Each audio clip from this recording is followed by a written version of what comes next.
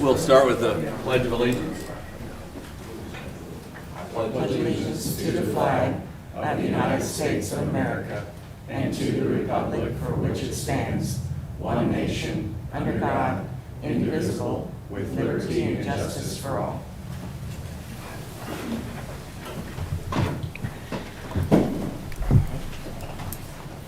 Morning, everyone, and welcome to the Shawnee County Board of County Commissioners. It's June 8th, 2023. On my left is Commissioner Aaron Mays, who represents District 3, and on my right is Commissioner Kevin Cook, who represents District 2. I'm Bill Rippon, and I represent District 1. On my far right is Jim Crowley, who's our county counsel, and Cindy Beck, our county clerk, is on the far left. Madam Clerk, what is first? First item is item 3, consent agenda. I would move that we approve the consent agenda. Second. Motion's been made by Commissioner Rippon, second by Commissioner Mays. All in favor say aye. Those opposed, motion carries 3-0. Next item. Item 4, new business, A, County Clerk number 1, consider all voucher payments. Commissioners, this morning we have vouchers that total $3,030,071.79. The highlights out of that voucher report, we have a JADO payment to UMB Bank, $916,413.32. Under the holding accounts for the state of Kansas, we have $965,388.05. Under Health Insurance Administration, we have $502,159.63. Under Parks and Recreation, we have $167,894.08. But more specifically, under Family Park, we also have Newco Pump and Sales and Service, LLC, for $29,588.50, which is for the Cypress Ridge Golf Course Irrigation Pump Station Control Panel. And remember that golf does a self-fulfilling fund, and it pays for itself. The under General Expense, Forvis LLP, $30,660 is for the 2022 Audit Services Progress Payment. And then we also have under General Expense Minnesota Elevator for $63,997.20 for the Central Park Elevator Repair. Finally, under Heinen Outdoor Power Equipment LLC for $14,275 is for Ferris mowers under the Sheriff. I don't have any questions regarding the vouchers and would move for their approval. Second. Motion's been made by Commissioner Cook, seconded by Commissioner Rippon. All in favor say aye. Those opposed, motion carries 3-0. Next item. Item A2, consider correction orders. I would move for approval of correction orders. Second. Motion's been made by Commissioner Rippon, seconded by Commissioner Cook. All in favor say aye. Those opposed, motion carries 3-0. Next item. Item B, solid waste number 1, consider request to amend the purchase price of 5 rear load trucks through truck component services for an additional $40,360, $8,072 each, due to a material surcharge for the vehicles with no tax dollars to be used. Good morning, Commissioners. Bill Sutton, Shawnee County Solid Waste. This is a request to amend the PO, like the county clerk said, by an additional, where was it at? Yep, $8,072 per vehicle for material surcharge for both the body and the chassis itself. These vehicles were ordered back in March of 2022, and this is just kind of the supply chain that we've been dealing with. Even with the increase, it still is far the low bid, so there's no conflict there. And like the clerk said, this is 100% user fee funded with no tax dollars used. Standing by for your questions, gentlemen. Questions?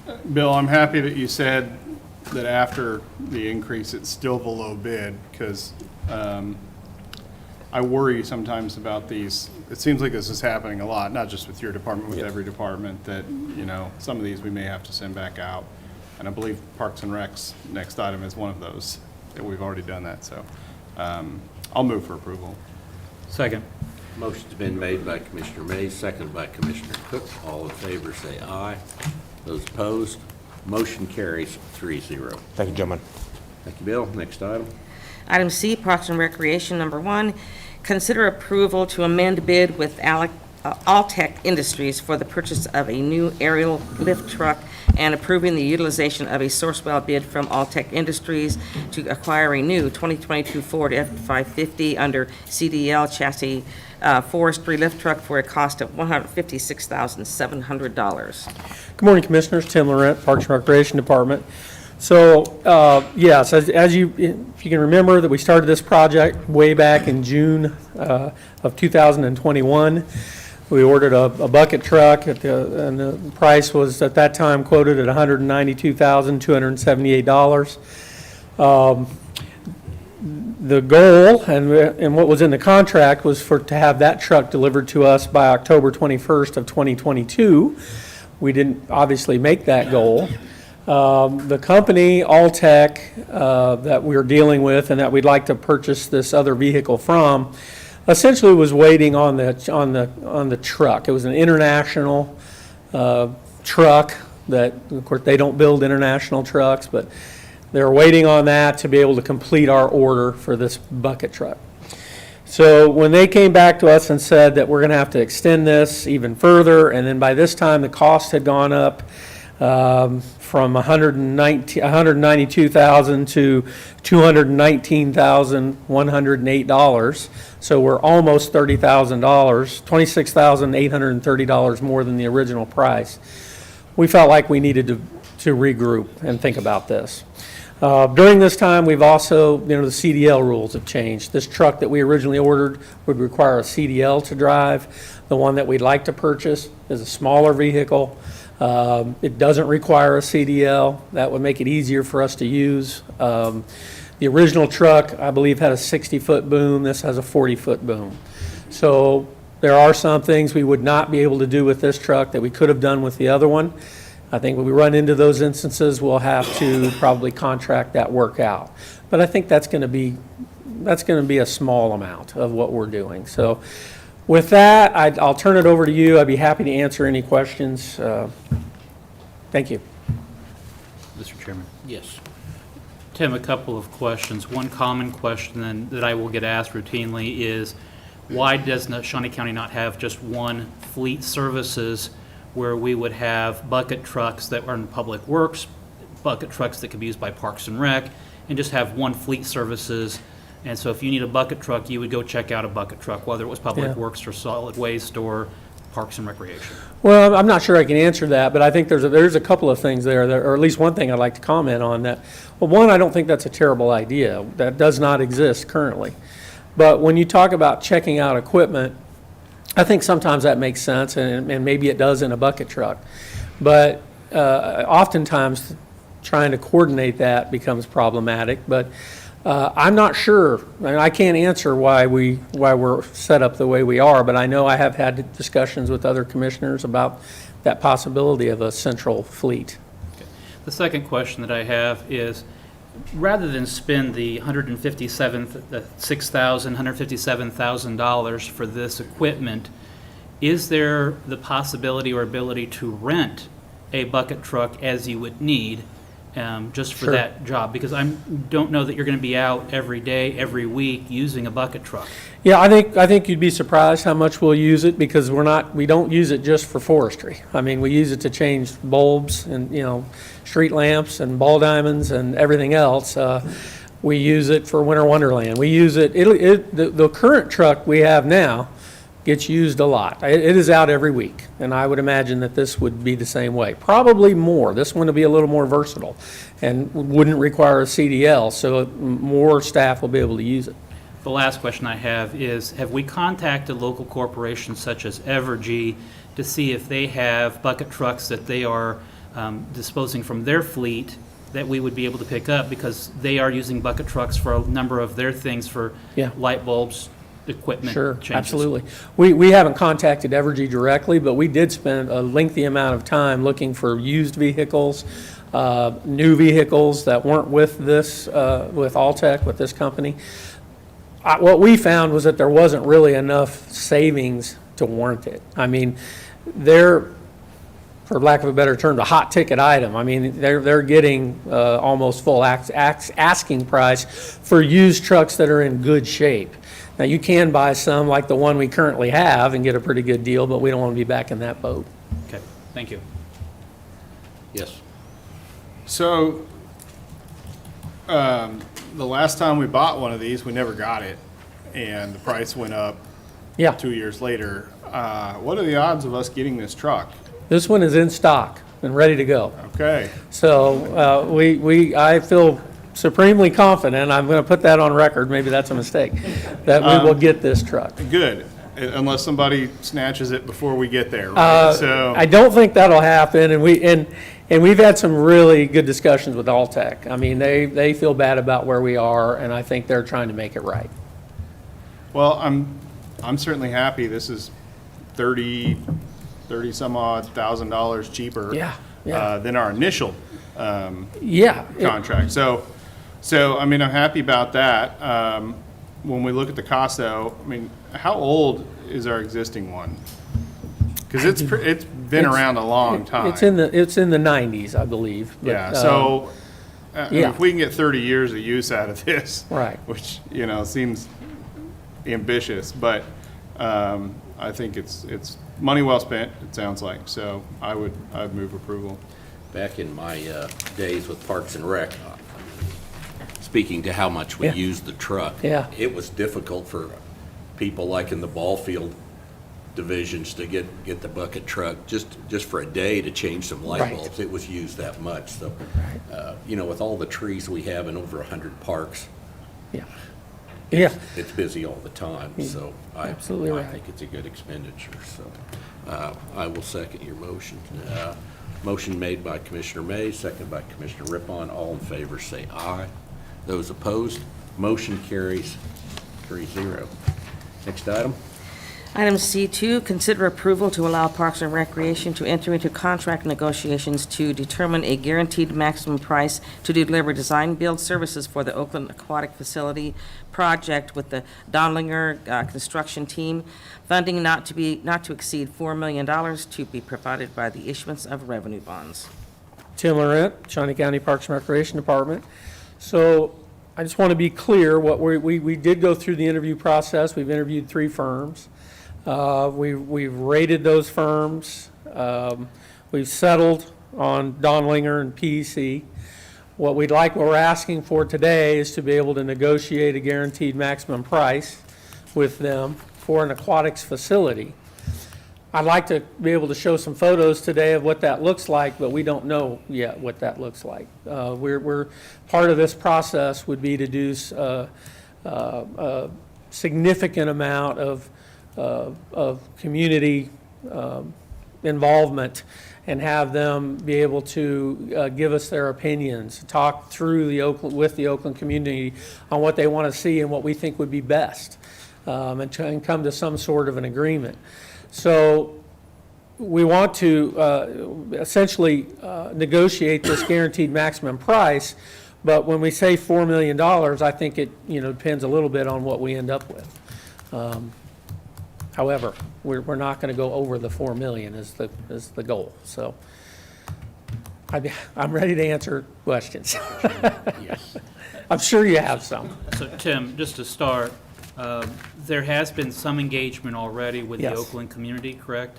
Correct. And there's been some surveys sent out by Parks and Recreation as to what the Oakland community would like to see. Correct. And this is for replacement of the aluminum basin tub pool that we have in Oakland that's been there since 1965 or thereabouts. Right. And so what we're looking at is, do you replace it with a pool? Do you replace it with a spray park, splash pad? Do Yeah. you do a little bit of both? Do you do a lazy river, which is my vote, but nobody else votes for that?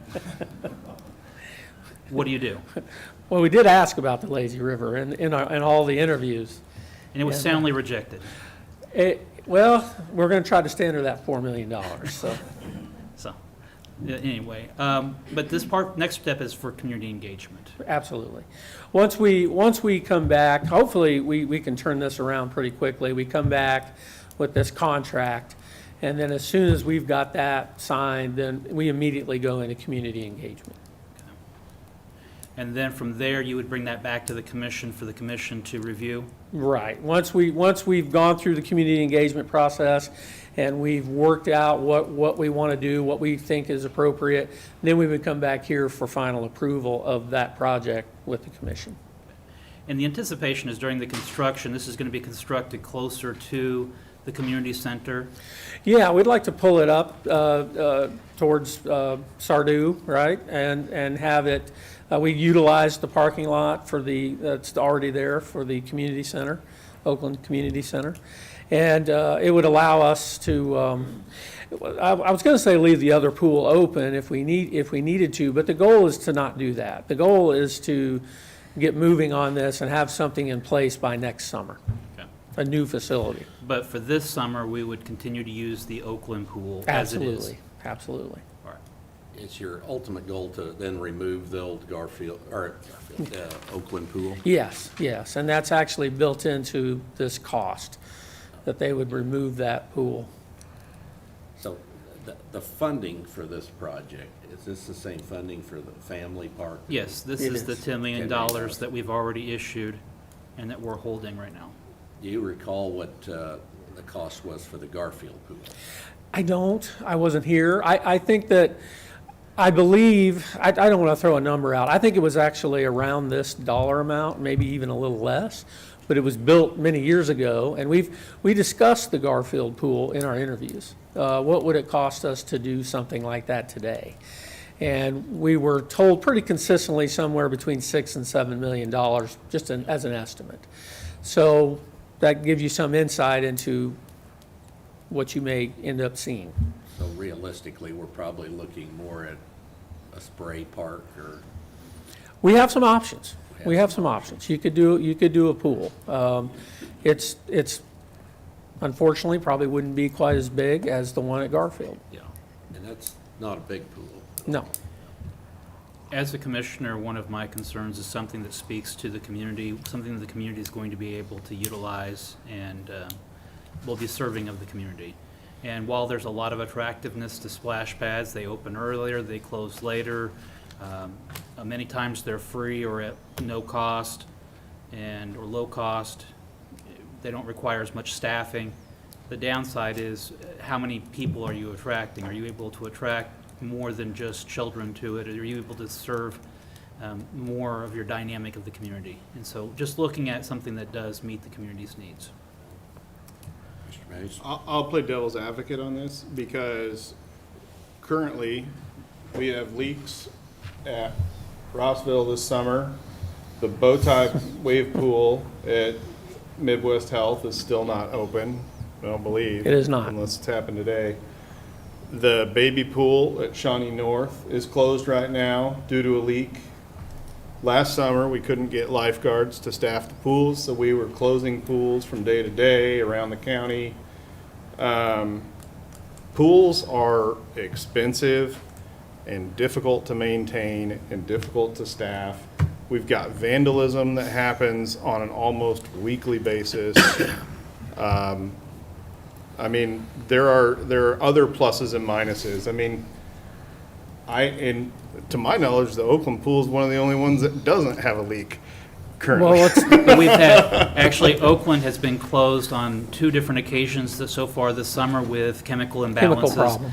And trying to get the chemicals right. And so there's Right. even problems when you're not leaking. But Oakland has also been patched so many times. There's very rough parts of the basin from patching that Welding. aluminum base. yeah. I can't disagree with a single thing you said, Commissioner Mays, regarding pools, but I think that you also have to look at Oakland. If you were to look at the Oakland area, that's over 6,000 individuals, and the closest Oakland, or pool to Oakland, Commissioner Rippon would probably point out, is Garfield. But the only way to get there is over the Sardu Bridge, which if you're going to be talking about children trying to get over the Sardu Bridge, that would give me a lot of apprehension as a parent. And just looking, again, what can best serve the community, and I think that's why we need to have that community engagement. I'm not saying that they shouldn't have nice things. Oh, and Don't get me wrong, I'm just, pointing out the flaws of swimming pools. Because they're expensive to maintain, they're frustrating, and I mean, there's flaws with them as well, and we've got a lot of swimming pools as is. There's no money in pools, that's for sure. I think that looking at the spray pad options, we often think of a spray pad as either Abbott Community Center or at Dormwood Park, but having done some more research, and the more that I researched, there's a lot of different options that we could have in a splash pad. And so, again, Well, honestly, that's one of the reasons that we've chosen Donlinger and PEC for the project, because I think they had a really interesting and unique vision on at least the spray pad or spray park side of this. Something that would, if built as designed, would be used all year. I mean, the spray features wouldn't be on during the winter, but there would be dry features as part of this. So you would get use out of this 12 months out of the year. And we also like their pool designs. I mean, they're small, and that's the decision that we'll have to make, you know. but again, today's action is just to approve this Correct. corporate entity to be our organization that will move this forward. Absolutely.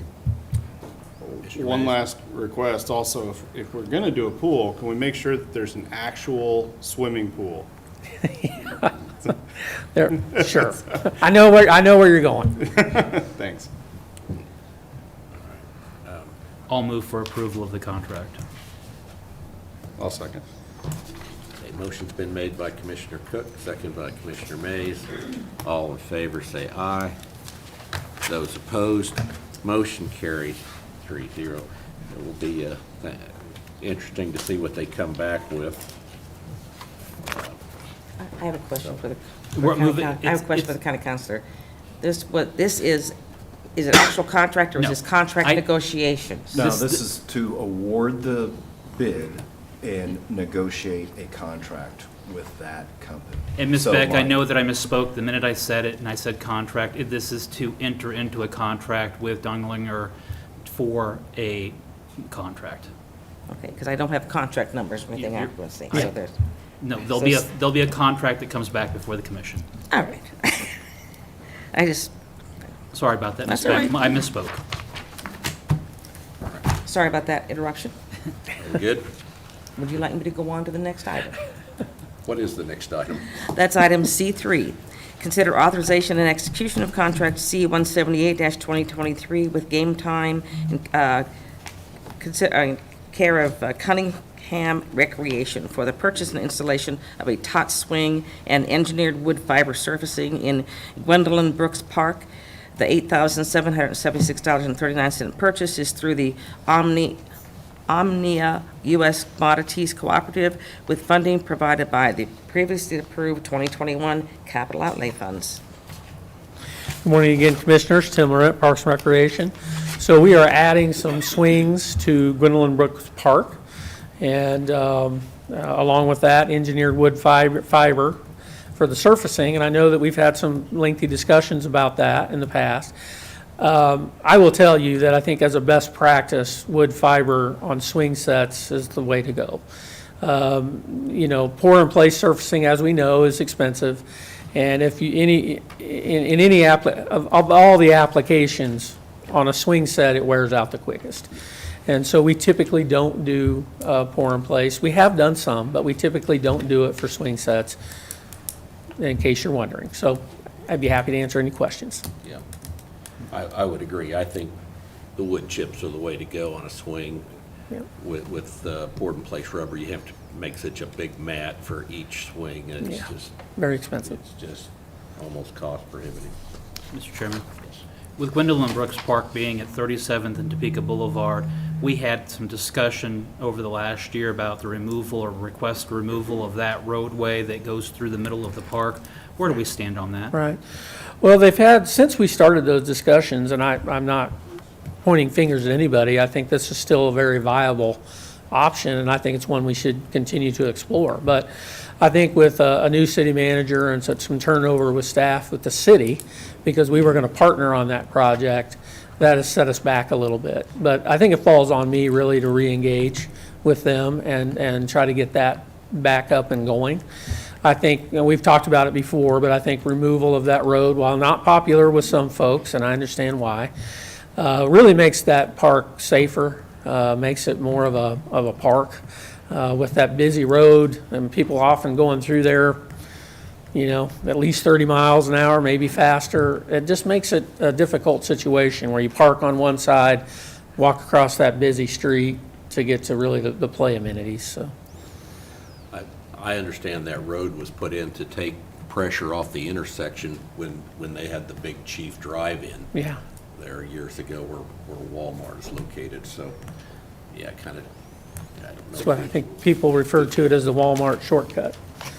Well, it was almost, I mean, that was Highway 75, so Yeah. probably an off-ramp. Just to inform the commission, we have spent nearly $10,000 designing a project to remove said road. Just wanted to get you updated. Thank you. Thank you. So I think the ball's in Kurt's court then. He's done. So, out of curiosity, Kurt, do we have any idea how many cars per day go through that? I do not, I'm sorry. Okay. A lot goes through there. I have timed myself going through the intersection, taking it. It's not a huge savings at all. I used to live over there. It was actually faster to go to 37th and take a right. So, most of the Kind of time. my experience. We did do some community engagement there, a joint community engagement with the city. And we had hamburgers and hot dogs, and we invited the neighborhood out, and we got a lot of good feedback. And most of it was positive. I mean, there were some naysayers, some folks that didn't want to see it go away. But by and large, it was received fairly well. All right. Probably a conversation for another day. Yeah. Yes. Where in the park is the swing set going to go? It's going to go right, pretty close to the existing set that Okay. we have, so. And then this isn't part of what we're talking about today, but we've also had a plan in place, and we kind of put it on hold because we didn't know where the road was going to go, or that project was going to go. But I think we're going to move forward with a portion of this about putting a sidewalk in, and a little, you know, we'll call it a little mini trail, but a little sidewalk that'll wind its way through that park and kind of connect all those play features. Put some more benches in, some picnic tables, things like that, and kind of enhance that park. Will these swings replace the existing swing or just add to? They're going to add, there is some existing tot swings that we're going to remove, and then when we put these in, but we're not going to take away really anything. We'll have more once we're done than we have now. Okay. All right. Well, I'll move for approval. Second. Motion's been made by Commissioner Rippon, seconded by Commissioner Cook. All in favor, say aye. Those opposed, motion carries 3-0. Thank you. Kim. Next item. Item D, Health Department, number 1, consider approval to reclassify the child care licensing team leader position from range 15 to range 17 with a financial impact of $3,898 for the remainder of 2023 to be covered by department and grant funding. Good morning, Commissioners. Teresa Fisher, Director of the Health Department. As the clerk read, this is a request to essentially get this team leader up to the range where the other team leaders are at. This is the only team leader that's not currently at this range. I did discuss this with both Audit, Finance, and HR, and they are both in approval of this. We do have the funding this year in our budget, and if approved today, we will put that in our budget for next year at this range. Be happy to answer any questions you have. Question. If there's no questions, I'll move for approval. Second. Motion's been made by Commissioner Rippon, seconded by Commissioner Mays. All in favor, say aye. Those opposed, motion carries 3-0. Thank you. Teresa. Next item. Item E, Human Resources, number 1, consider approval of resolution number 2023-38, authorizing step increases for 2023 for classified and unclassified employees paid pursuant to the classified pay. Good morning, Commissioners. Angela Lewis with Human Resources. The resolution will provide a 3% scale change and a step for each classified and applicable unclassified employee, starting the pay period including July 1st, 2023. This includes the Corrections Command staff for classifications of sergeant, lieutenant, captain, and major, as well as the Sheriff's Command staff, including classifications of lieutenant, captain, and major. The resolution affects approximately 350 permanent employees. The 3% step and the 3% scale change and the step is similar to the increases given to our union employees. in each of the 4 bargaining units. The increase should help us retain and attract new employees. I'd be happy to answer any questions you may have. I'll move for approval. I'll second. Motion's been made by Commissioner Cook, second by Commissioner Rippon. All in favor, say aye. Opposed? Motion carries 3-0. Thank you. Angela. Next item. Item F, Election Office, number 1, consider approval of resolution number 2023-39, establishing Shawnee County Commission districts. Good morning, Commissioners. Andrew Howell, Shawnee County Election Commissioner. So just to explain this, we're combining a number of precincts, and it's really fairly technical. It doesn't change, this doesn't change any commission boundaries.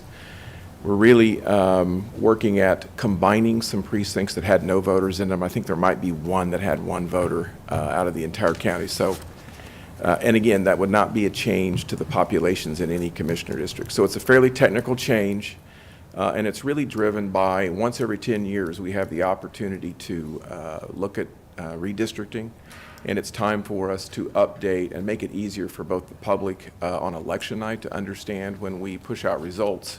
I think it can be confusing for the public to wonder why there aren't results in certain precincts. And so, due to the complexity of the way those precinct boundaries are initially put together at the state level, it's helpful, and this is kind of our one opportunity to make those changes that really are fairly simple, fairly basic.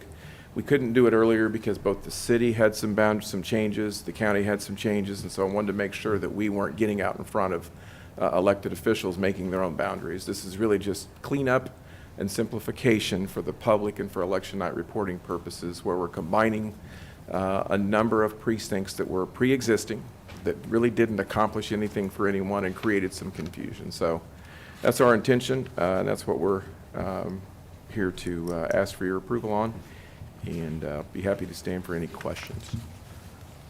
Questions? Andrew, I appreciate it. I know it's sort of a jigsaw puzzle with the redistricting done at so many different levels, trying to make it all work, and so appreciate your work on this. I'll move for approval. Second. Motion's been made by Commissioner Mays, second by Commissioner Rippon. All in favor say aye. Opposed? Motion carries 3-0. Next item. Item F2, consider approval of resolution number 2023-40, establishing an expense reimbursement for voting places. Good morning, Commissioners. Jake Fisher, Shawnee County Elections Office. And as the clerk stated, this is updating the resolution from 1998 that we have since that time been paying our polling places a user fee of $50. We would ask the Commissioners to consider raising that to $100 per use, and I would stand for any questions. Mr. Fisher, is this going to be within your budget to be able to handle? Yes, it was built in our budget for the 2023 and will be for continuing years. Okay, thank you. When did you say was the last time you? The original, I'm sorry, the resolution that we are updating was from 1998. 98. Okay. So it's been 25 years, so. Okay. I'll move for approval. I will second. Motion's been made by Commissioner Cook, second by Commissioner Rippon. All in favor say aye. Those opposed, motion carries 3-0. Next item. Item F3, consider approval of resolution number 23-41, establishing the compensation for Shawnee County election workers. Again, Commissioners, Jake Fisher, Shawnee County Elections Office. And yes, as the clerk stated, we are asking to increase the rate of our election worker pay. They have currently set at $7.25 an hour and have been at that pay rate since 2010. We are asking the Commissioners to consider raising that to $8 an hour. We are blessed here in Shawnee County to have a great group of folks that have worked for us year after year. We would like to be able to give them a slight bump in that compensation.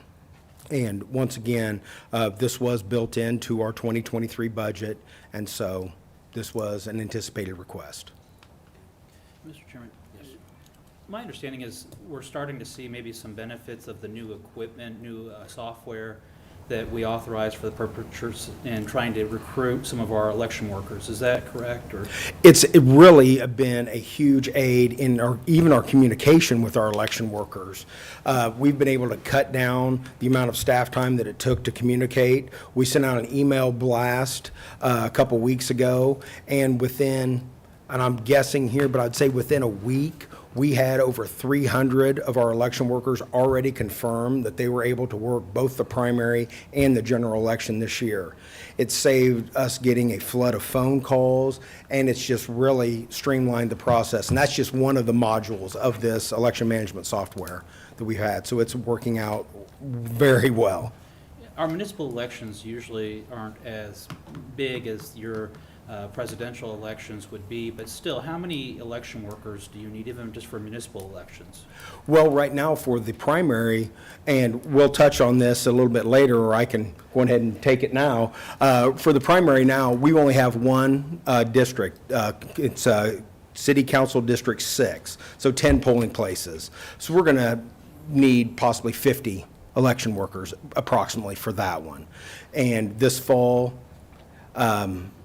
we're probably going to be in the 300 to 400 range, but for next year, that number is going to be anywhere from 800 to 900 that we'll need for the presidential, because you're just going to see, obviously, the voter turnout is so much higher, and you can look back year after year and see that of municipal elections versus your state and federal offices. So like everything, recruiting and retaining is going to be pretty key to your polling people. Oh, absolutely, and we're always looking for new people as well, and that's one of the reasons that we added in here the assistant supervising judge position, because that provides a great opportunity for us to pay that person $15 more. That's it for the entire day, but so that we can keep recruiting, so we can try to keep building our ball club essentially through a farm system, so that we've always got more people coming in.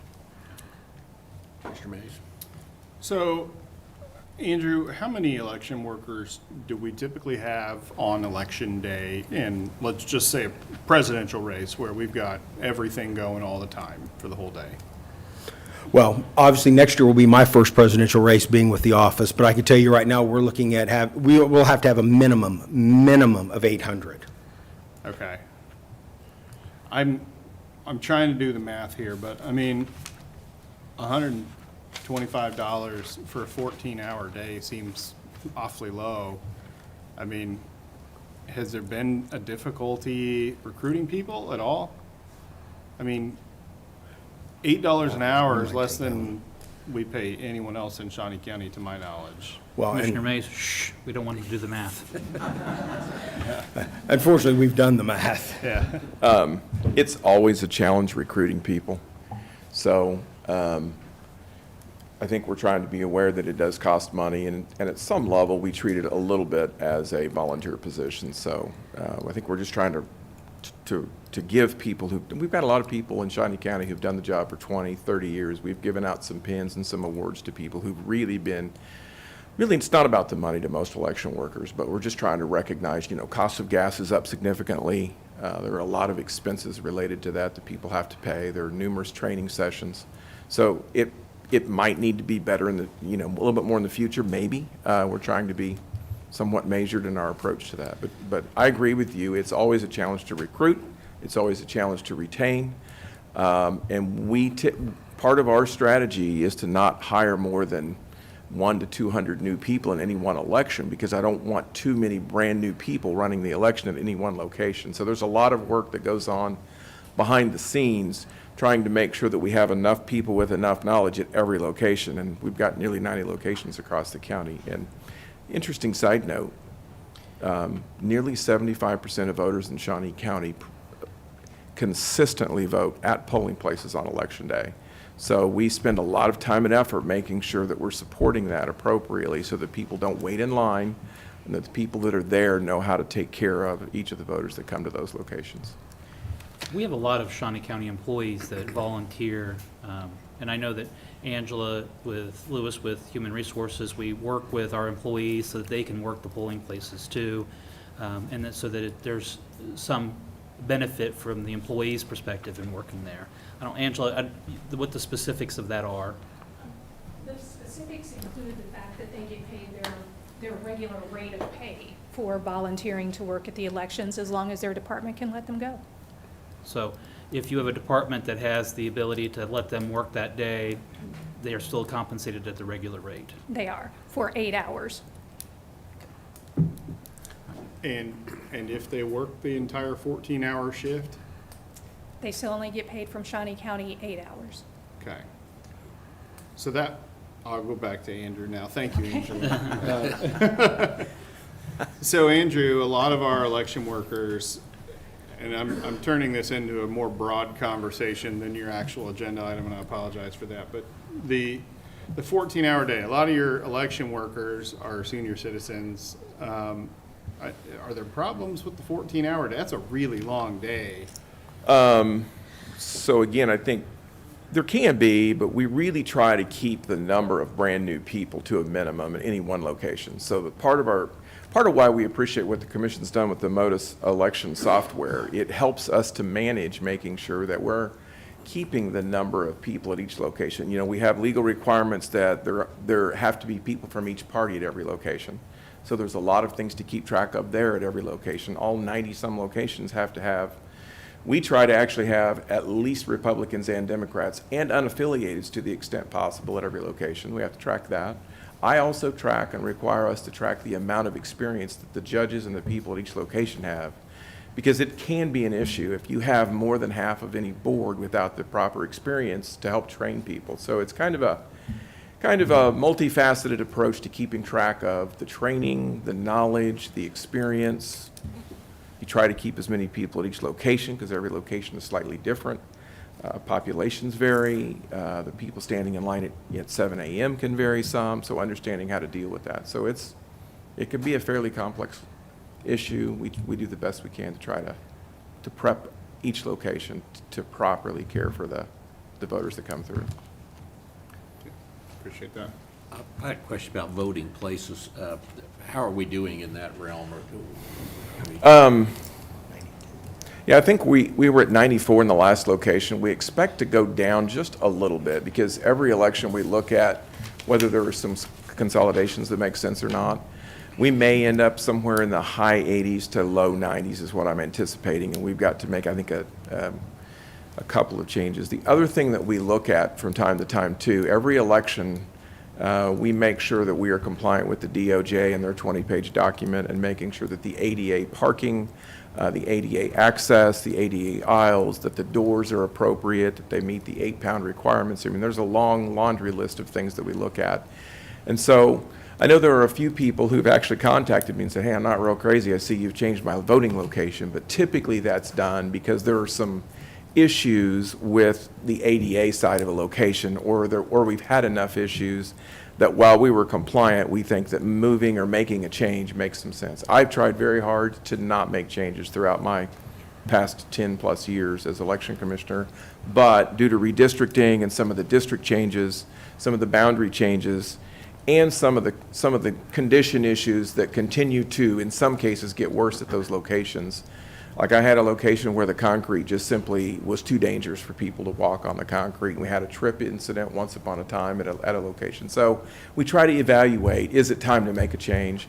I try not to make those very often, but on occasion we do have to do that. And this is probably one of those years where there will be 3 or 4 locations that need to be changed just for those kinds of considerations. So I hope that long rambling answer answered your question. All right. I will move for approval. Second. Motion's been made by Commissioner Rippon, seconded by Commissioner Cook. All in favor, say aye. Opposed? Motion carries 3-0. Thank you, Jake. Andrew? Next item? Item G, Commission Number 1, consider canceling the June 26th work session. I would like to move that we cancel the June 26th meeting. Second. Motion's been made by Commissioner Rippon, seconded by Commissioner Cook. All in favor, say aye. Those opposed, motion carries 3-0. Next item? Item G2, consider the appointment of a representative to the Washburn Board of Regents with a 4-year term beginning July 1 of 2023. Yes, we, as a commission, have one appointment to the Board of Regents, and that term is up right now. And So I would entertain any motions for, Before we take a motion, I do want to thank Terry Beck for his service to the Washburn Board of Regents as our appointee for the last almost 8 years. He's been a good appointee, and so I just want to thank him for his service to the appointment. So, I would echo that he's done an excellent job there, and thank him for his services. Yeah, and I would echo that. I think by all accounts, Terry's done a fantastic job on that board. I will say, though, we did get several good folks that had expressed interest in this. A lot of our boards have 2-year terms, or 2 cycles, 2-term limitations. And so I think personally, I think that's a good practice. And so I'm going to make a motion that we appoint a different person. I'm going to make a motion that we appoint, and I hope that you support me, in Jake Fisher. I'll second that. Okay, motion's been made by Commissioner Mays, seconded by Commissioner Cook. All in favor, say aye. Those opposed, motion carries 3-0. Congratulations, Jake. Next item. Item 5, public comment. I don't have anyone signed up to speak today, but if there's someone here who'd like to speak on any subject, seeing none. Next item. Item 6, administrative communications.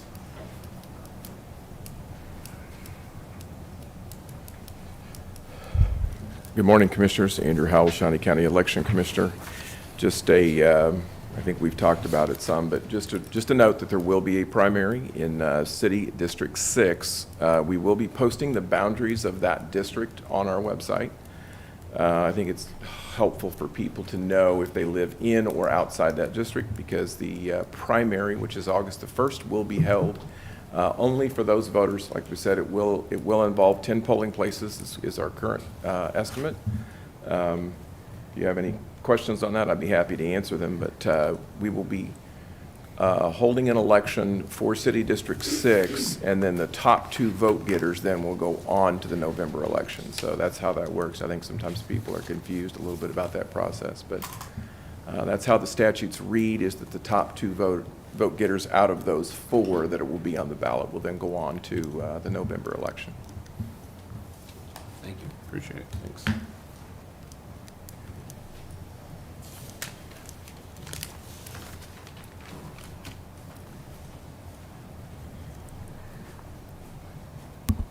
Good morning, Commissioners. John Landon, Director of the Weed Department. Just want to let everybody know it's that time of year for Cerise Lespedeza. We have plenty of chemical in stock. Rental sprayer program is going in full force. With the nice weather over the last couple of weeks, we have been out of sprayers, so please be patient. Take your time. Call us ahead before you come in to get it, and be sure we have one.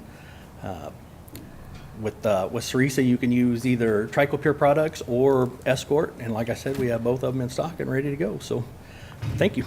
Thank you, John.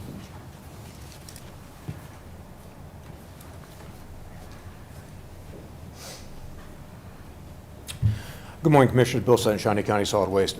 I'd like to take this opportunity to remind the Commission and the general public, and maybe get the word out to our media partners up there, about a great event that happens once a year at Rolling Meadows Landfill. It is the Free Dump Day, which is June 17th, not this coming Saturday, but the following Saturday from 7 until noon. Any Shawnee County resident can go out to the landfill and dump a truckload or a trailer load of whatever they have for free. It's a great opportunity to clean out that junk that you've been hoarding for the past year that you haven't used. They'll accept anything that's non-hazardous, so no tires, no liquids, or anything hazardous, or any refrigerant containing items. So yard waste, anything. And again, they're open from 9 until noon. It is a rain or shine event, so this is the one time a year that they open the gates for the general public. So thank you. Thank you. Thank you, Bill. Anyone else? Commissioner Mays. Nothing from me? Commissioner Ford. Commissioner Cook. Just as a reminder, today marks the 57th anniversary of the Topeka tornado. being on June the 8th, and so it's a good reminder to be weather aware. Weather can change very quickly. I see our emergency management director nodding his head in the back, so please be weather aware. Make sure you have a to-go kit if you need one. If you don't have one, our preparation plan so that you know what you're going to do if a tornado does happen or weather happens to pop up. Also, if you have a downpour and there's water covering the road, turn around, don't drown. There's your public service announcement. All right, there you go, Dusty. Thank you for that PSA. Is that all you have? That's all I got. That's all? All right. I just wanted to mention, we will have a work session June 12th, Monday. We're going to be hearing from our health department. So, other than that, nothing else to report. Next item. Item 7, executive session. We do have a need for executive session. I'll move that we go into executive session for a period not to exceed 20 minutes for the following reason. For consultation with an attorney for the public body or agency, which would be deemed privileged in an attorney-client relationship, specifically to discuss pending legal complaint and possible litigations. We set aside 20 minutes for that, so we will start, let's just say 10 o'clock. Second. Motion's been made by Commissioner Rippon, seconded by Commissioner Cook. All in favor say aye. Those opposed, motion carries 3-0.